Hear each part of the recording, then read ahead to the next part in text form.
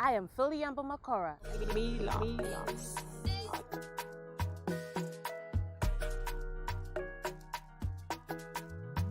Hi guys, hope you're doing okay. I myself am doing fine. And in case you're not doing okay, I just want to encourage you to know that bad situations don't last forever. It's going to be okay at some point. Today I have an inspiring guest, and I hope her story gets to touch you in one way or another to keep on fighting in life. And to have you speak openly about it, I think it's very brave, and I hope it gets to touch somebody out there that it exists. Depression exists, and it is nothing to be ashamed about. Maybe in a magazine, but you still be my story, baby. Cause in the dark, you can't be as a shiny scars.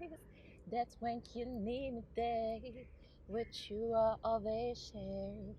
Because when the sun shine, we shine together. We both look beautiful. And this is the Tales of Yumbo.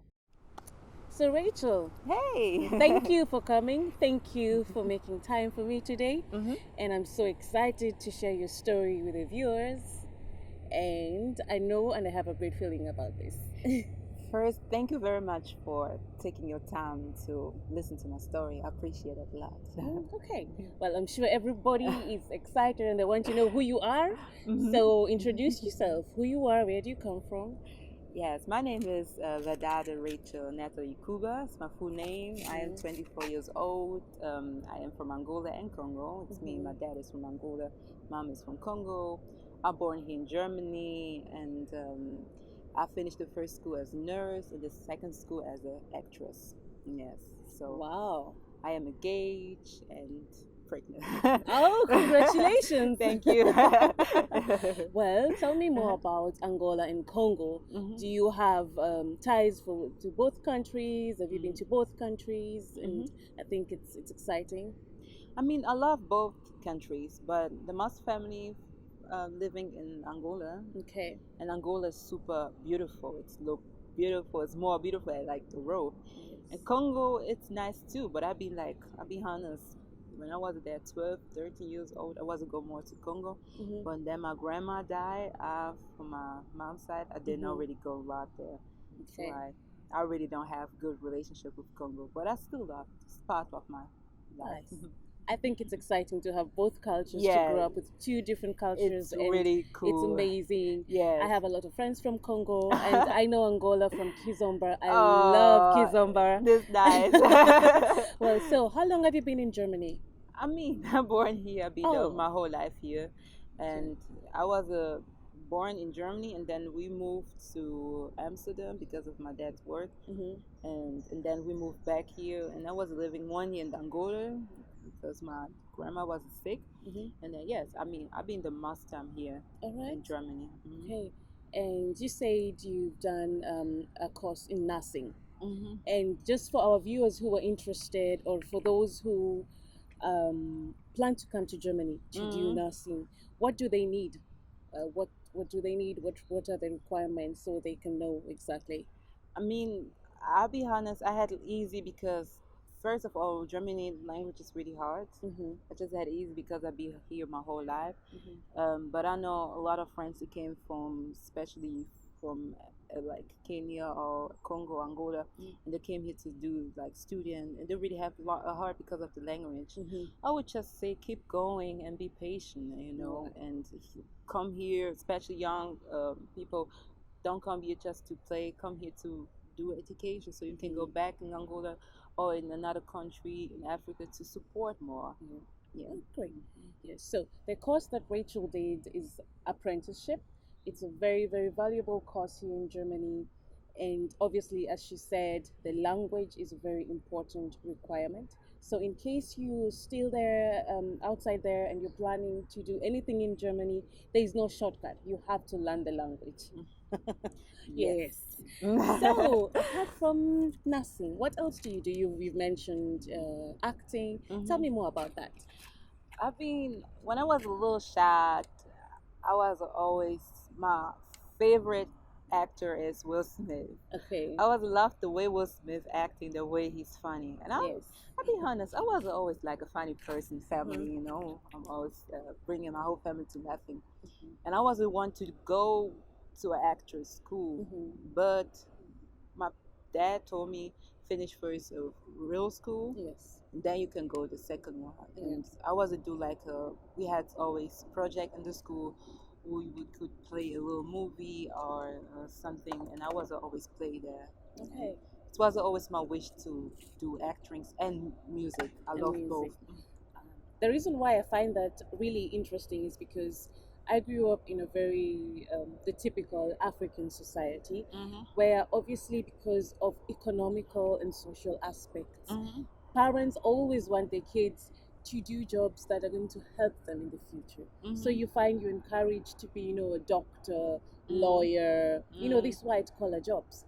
And here you are from a typical African community, and you're saying, I want to sing, I want to act. So, what was the first reaction from your family and from your friends? Did they accept it at first, or did they say that, oh, please do something else? How was it? They did not really accept this. There was, say, a black woman in Germany. I mean, I was 14 years old, and back in the day, in my age, come on, I'm not so old. You did not really see a lot of black young people in TV shows. So now it's changed a little bit, I'll be honest. But so my parents, I think my parents just wasn't want to project me a little bit because there wasn't no, we are here in this country. And we'll be honest, Germany still racist country. They just do this undercover. And that's why my parents didn't know really, and my friends didn't know really see me that to do acting or something. Okay. Then it must have been really, really hard. And so, in such situations, it's very easy to give up.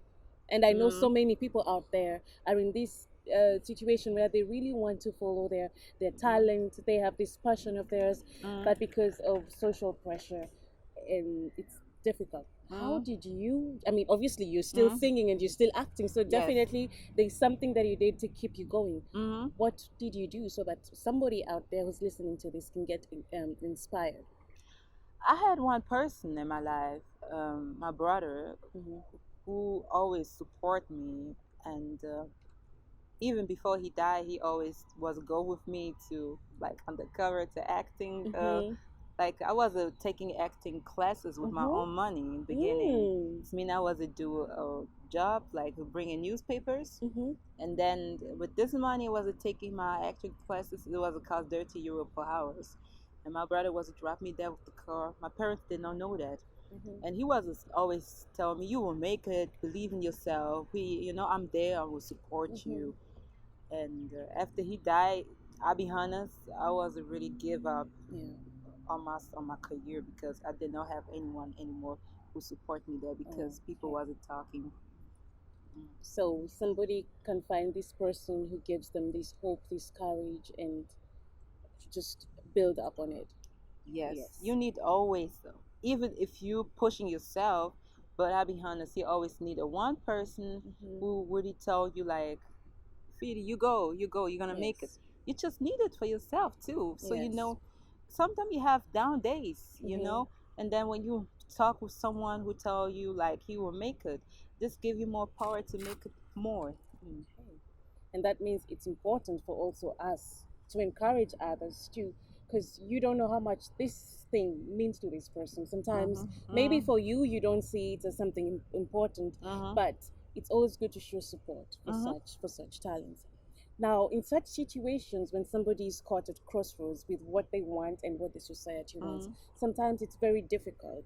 And because people do not talk about it, they can end up having serious mental problems. And today, that's one of the main reasons why I think and I value you, and I think you're a very strong, strong woman. And so, tell me more about what you went through and the different types of mental fights that you had to go through because you're really trying to follow this thing that you love and you have so many challenges. Maybe you tell us which kind of challenges that were those were, and how you dealt with it and what happened. The most hard was for me when I was 18. I was usually, the funny thing is, um, there was one again saw me because of my long legs. I was a super skinny, and they were asking me for photo shooting. And then I started to do photo shooting. I was even in the work with really big designer, and I did modeling. But the model industry, I really did not like it. It was really not for me. I love food. I love to eat. And sometimes you could not eat. I'm like, hell no. I just did modeling 1.5 years. Okay. But acting and music was really what I was wanting to do. Yeah. But the fact was, I did not really get support. After my brother died, my parents divorced, stuff getting hard for me, and I did not really have real friends who would say you will make it. I had some jobs, and then I had like 1 year no acting jobs. I was a disappointed, sad. You're sad. Okay. I was a deep depression because people talk bad, like you will not make it. Okay. Especially I lose my brother, my parents divorced, my career, and my management team tell me, oh, you don't getting jobs. You know, they kicked me first for my first actress label. They kicked me out, and this was the worst thing ever for me. I was in deep depression, and I was even trying to kill myself because you go to the parties and African parties and African people, your own people telling you you will not make it, you are not good enough for this. It was put me really deep down, I'll be honest. And so you actually tried to kill yourself. Yes, it's really something I would not say this was a good decision for me when I think now about this.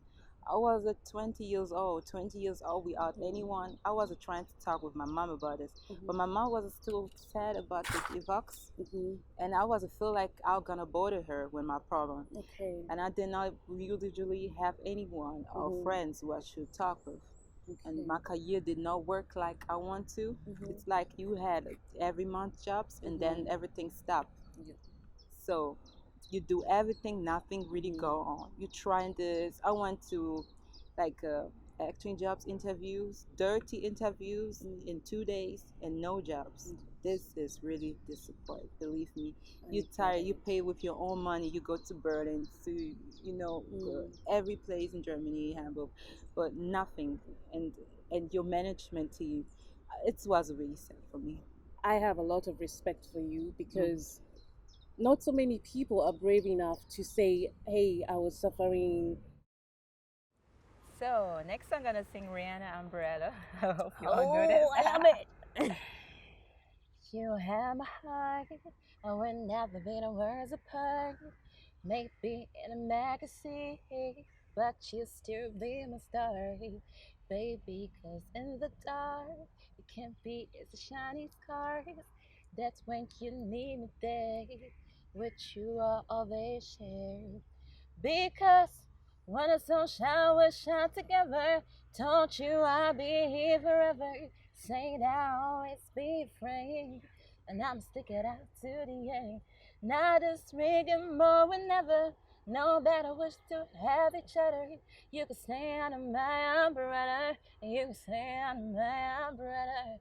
Ella, Ella, hey, hey, hey, under my umbrella. Ella, Ella, hey, hey, hey, under my umbrella. Your love means so much to me, oh. Me.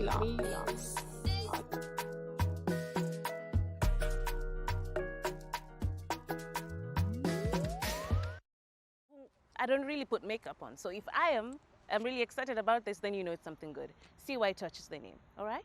In life. If you want to see or read some of the stories that I've written, just go to yambomakora.com and you'll find interesting stuff. I am Philly Yambo Makora, and this is the Tales of Yambo. And you know, we all face challenges from day to day. There is nobody who can stand up and say, my life is perfect, I don't have problems. Problems are something that's constant. So what can somebody do to better deal with this depression? Because I'm sure there is no 100% bulletproof preventive measure.